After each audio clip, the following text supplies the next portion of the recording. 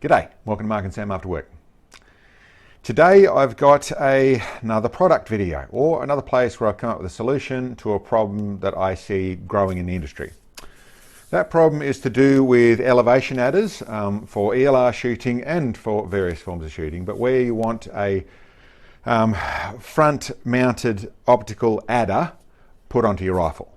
This is for ELR, this is for those, a brief description. When you want to shoot further, you have to shoot further up. To do that, you adjust your scope by raising your elevation on in your reticle or on your scope. And then there's various ways of going past what your rifle and scope combination can simply dial up, with adjustable bases or with different sorts of scopes and different rails and bits and pieces, all sorts of ways of doing it. But another very good way of doing it is a forward optic system. This is the wedge, and this is the Charlie Tarak. And there's some other ones. The guys at TACOM HQ who do the Charlie Tarak, they do some other prism style systems that run on the front, which is how the wedge works. The wedge, the Night Force one does one in the, that's a 100 MOA one, there's a 50 MOA one, but basically what you do is you mount these in whatever form on the front of your scope, so it looks through them and gives you more elevation. The Charlie Tarak's the big one. This is 50 to 100. This Charlie Tarak goes up to over 400 MOA, so they're the ones that can go a long way. You can really get out for a long way with the likes of the Charlie Tarak on the front of it. Now the way you do it is mount them directly to the front of the scope. The Charlie Tarak system, I'll just show you as a demonstration. Generally, you're taking your sunshade off. I'll take that out of the road. And I've made an adapter which works for a Night Force scope only, which will let this screw to the front of there, so you can screw it onto the front of your rifle scope like that. Charlie Tarak have a similar system. They screw it on, and then they've got magnets that clip this on the front to do their system. Or you can have forward rails where you actually have likes of this chassis rifle. You could build a system, or there's some chassis that buy a system, or you have the full barrel guard, so you have where you can put a rail on the front of it and all the things to mount them forward, as both these systems have, or this one has, it's part of its system as a quick release system. The Charlie Tarak, you can bolt one on. I quite commonly don't run it on there, but you can have a quick release system. So if you have a full barrel guard system and a rail on top, then you can mount it on top there. Nice and simple. So that's easy, and that is all very much what these systems are designed to run with. The problem that I have seen is that people don't necessarily have that in the front there. So they don't have, like this is in its very clean form, it doesn't have anything on the front of there. And I don't have an adapter to go on there. I have to make something to fit on there to go onto the chassis. So how do you do that? More so and I'll show you other ones later on, but with normal classic rifles, a lot of very good rifles that simply have not a chassis, just a stock underneath and nothing else. But when I stop and think about that, what most have, or is very easy to fit, is a rail underneath. This is a rifle, this is my 338 Edge, and I have it set up with my bipod system on it, so I don't run a rail, but it's easy enough to bolt a rail on. Most guys will be running where they do have a bipod mounting system down the bottom here, so likes a rail.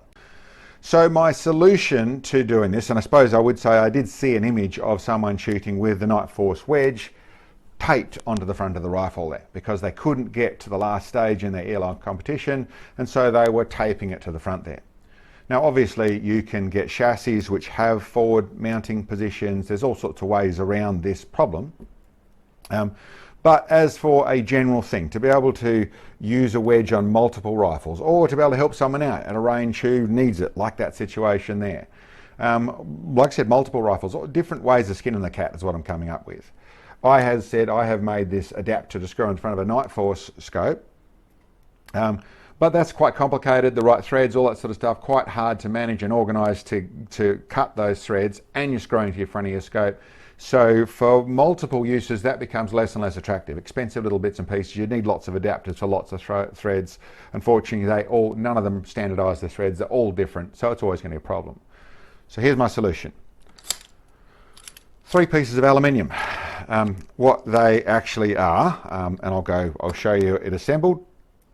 This is running a good quality. This is the I'll list the what that item is called, but there's a proper quick release system that I've got that are mounted there. I actually machined the inside of it to accept it properly and rigidly, so it goes on there. It can be positioned forward or back on there for different setups and that sort of stuff. And then I've also put a slot in the top that accepts a good quality Picatinny rail on the top there. This is actually set up, and we'll actually set this one up onto here. I don't know what it's set up for, but I'll go through the process so you can actually see it. I'll just unnip those there, and then I'll put it on the way I would. Where's my rail? My rail's down there.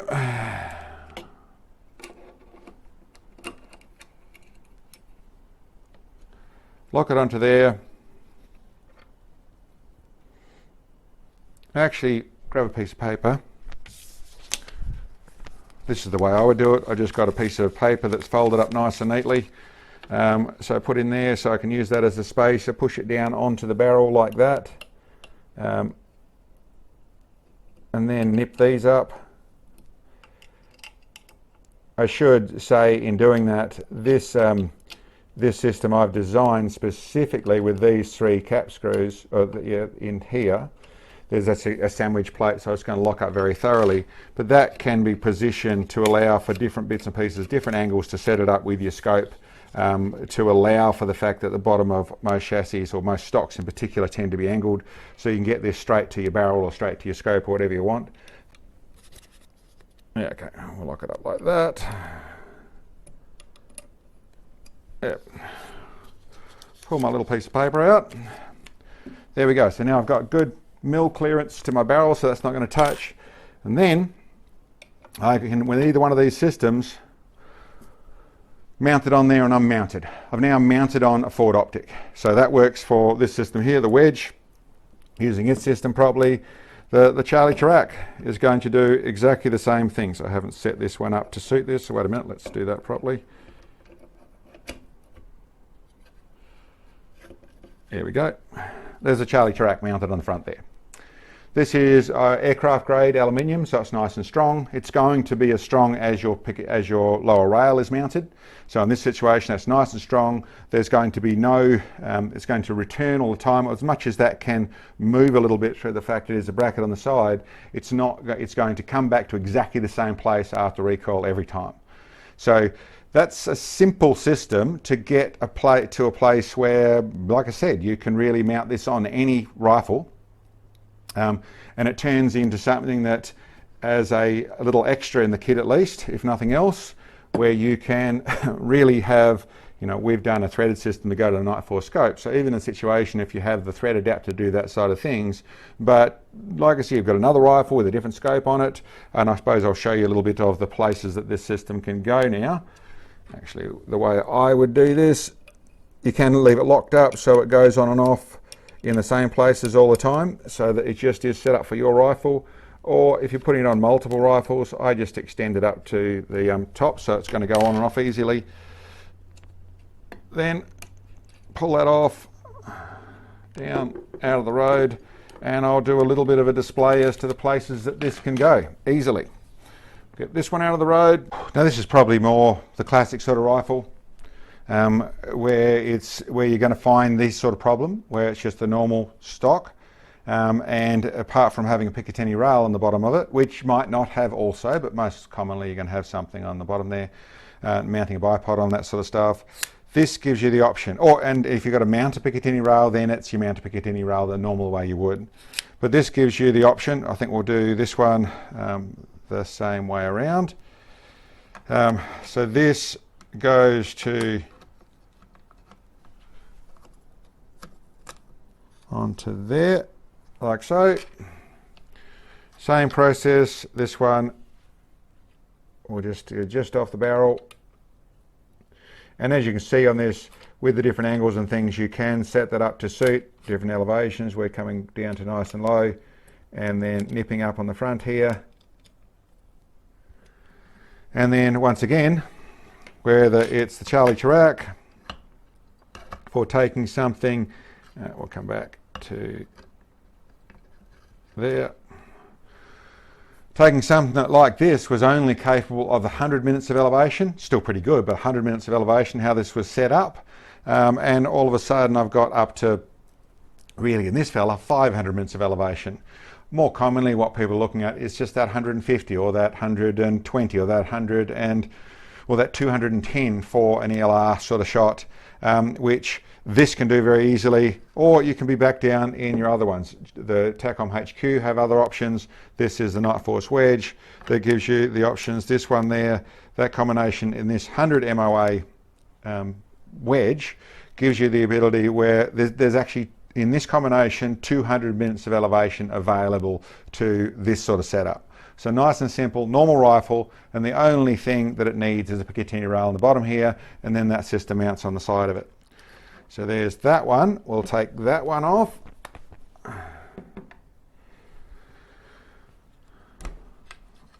Now this has, if there's options, you can get to the bolt to the side of this to be able to give you that forward mount on that sort of stuff. So you could get, this is MDT, you could get something the bolts on there. We have options to bolt on there as well.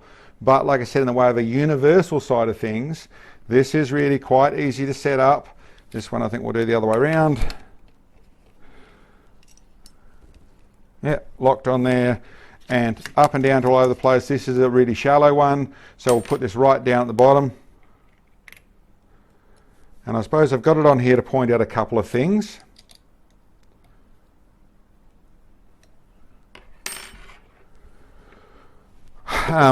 As said, this Charlie Chirac, so this is a little 22. You're trying to do 1,000 yards with your 22 type of thing. Even with a fun little scope like this, it's still going to work. It's all going to work the same ways. Not as nice in the way of the dialing ability and all the other bits and pieces, a little scope like this, but still that combination still gets you to where this could be up to 400 minutes of elevation, which you're looking at there. Or the wedge, you know, this is not adjustable. The Charlie Chirac is an adjustable thing. This is whatever it is. This one's the 100 mil. The other one's 100 MOA. There's other ones 50 MOA. But the point I wanted to point out here is you can see there's a discrepancy in this is quite off center. So not able to get down as low as this little fella is here. The nature of having a little bit of material and a Picatinny rail and then a quick release means it pushes it up to where it's off center. That's not going to hurt how these things work. You don't need to be looking through the dead center. Neither one of these needs to be dead center. The wedge, and as to all of those designs, whether it's prisms or wedge, where you're looking through glass, which is where the angle's happening, rather than this, which is mirrors, this needs to be more in the straight line. Well, within 60 MOA, I would tend to try and get within sort of 30 MOA, but within 60 MOA is what they say of the same angle, the same forward and back tilt.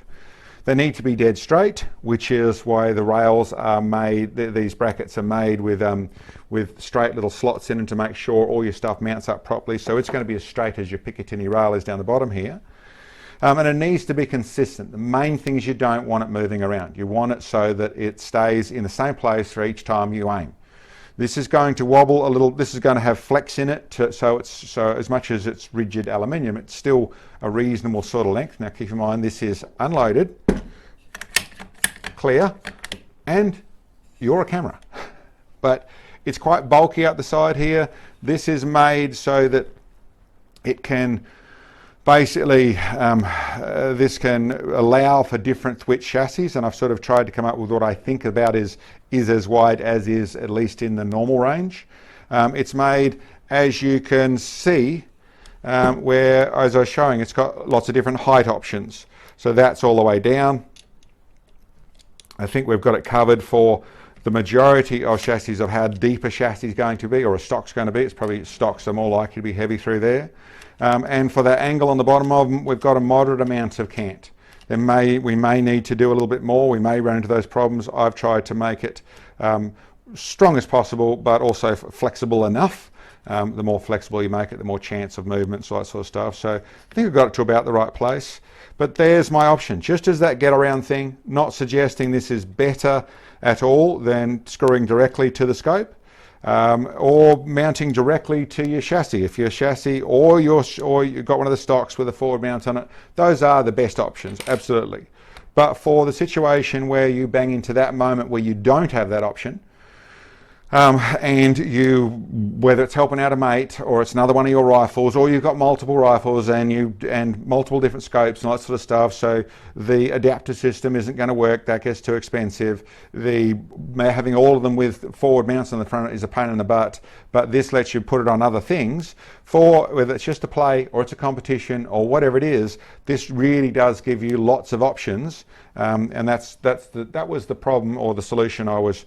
The reason I've come up with this solution. So anyway, that's the system. I'll put them on the store. They'll have price, that sort of things. I will see. These are the good. This is the good quick release mount. The cheap one that I've got here, I wouldn't use in this sort of situation. I've made it to suit these proper ones, the same ones you get on the Atlas bipods. I'll list what that product is, but I've made it to accept that it can be positioned forward or back to suit wherever you want, and obviously this can run either way around, all that sort of stuff. It's once again, it locates. They will come with the Picatinny rail on the top of it, and I'll probably put an option for having it on the bottom, but if you've got your own mount on the bottom, then that's awesome. And of course, the guys who've maybe pulled their bipod apart to do our bipod system, well, then you have one of the rails there anyway if you bought one with a clamp. But that's the system. That was the problem I was coming up with. Like I said, I saw that rifle with a taped wedge on the front of it to finish competition, and I thought, making all the threads in the world, there's too many threads. I don't want to go there and trying to make adapters there. People modifying their chassis and stocks and things for this all the time. Why would you do that? This is just a simple way around it. And this is just talking to ELR adders. You've got other things you want to bolt on the front of it, other ways. The likes of the TACOM guys have just ones for extending a little scope like this, just a little further, so then you can just clip it on the front for close range and then long range with a clip-on device in the front of it. This lets that work on all chassis, all rifles, as long as you've got a forward Picatinny rail, then you've got yourself covered with one of these. So anyway, that was the thought. Hope you like. Might suit some. We'll see. Other than that, thanks very much for checking in, guys. Great to see you. All the best for 2022, and we'll catch you soon.